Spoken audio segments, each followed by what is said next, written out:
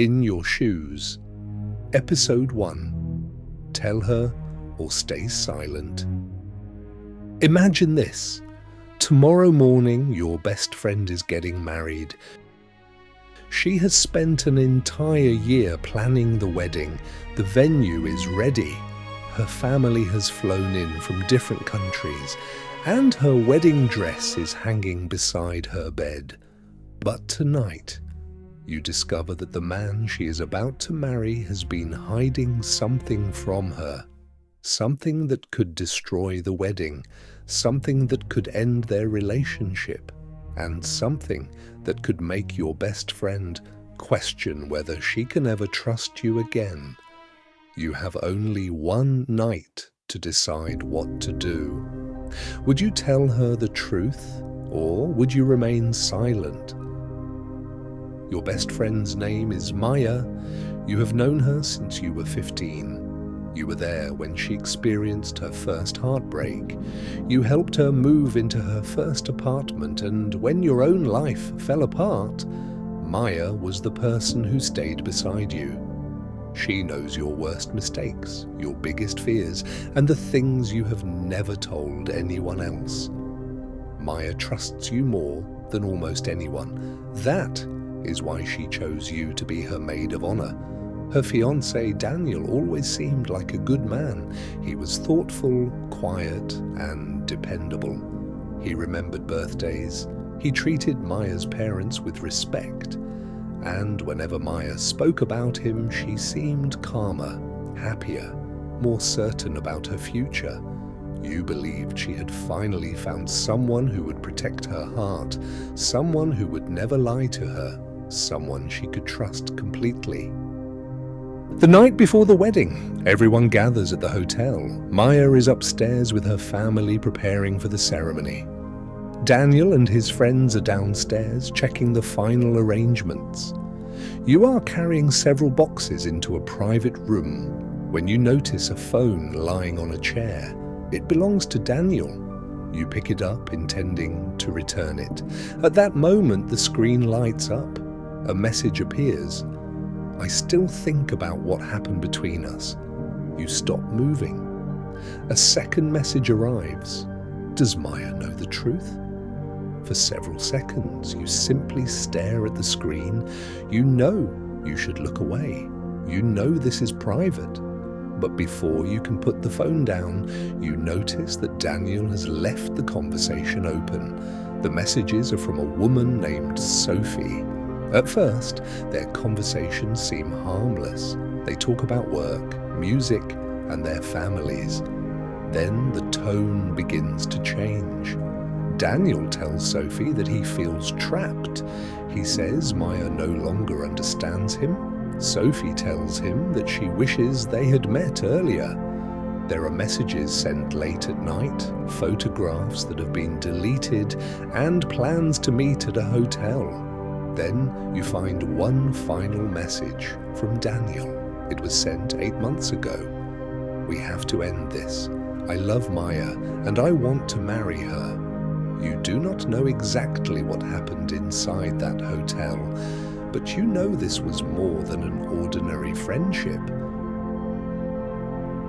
Daniel walks into the room. He sees the phone in your hand. Neither of you speaks for several seconds.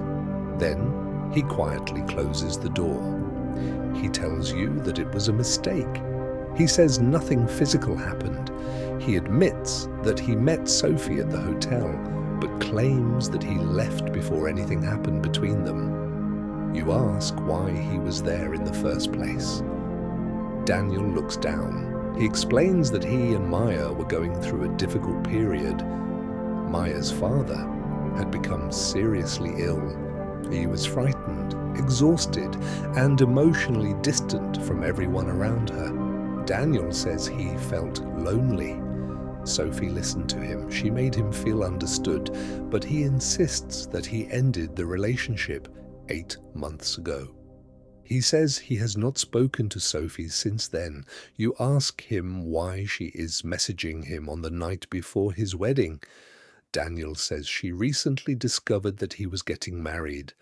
Then he looks directly at you. Please, don't tell Maya. He says he loves her.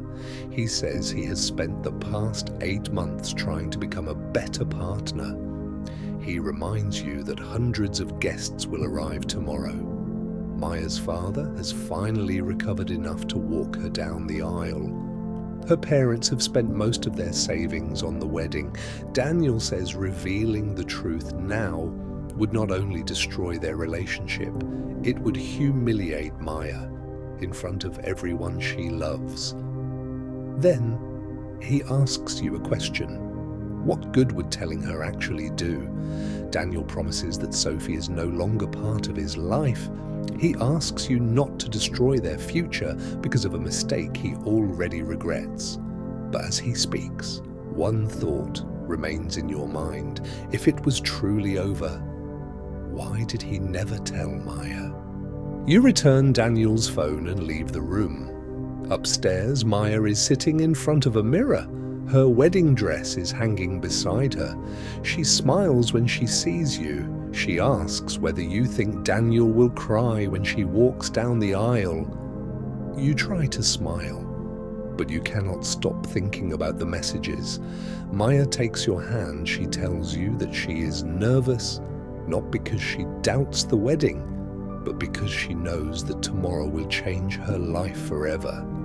Then she says something that makes your stomach tighten. I know marriage won't always be easy. She pauses.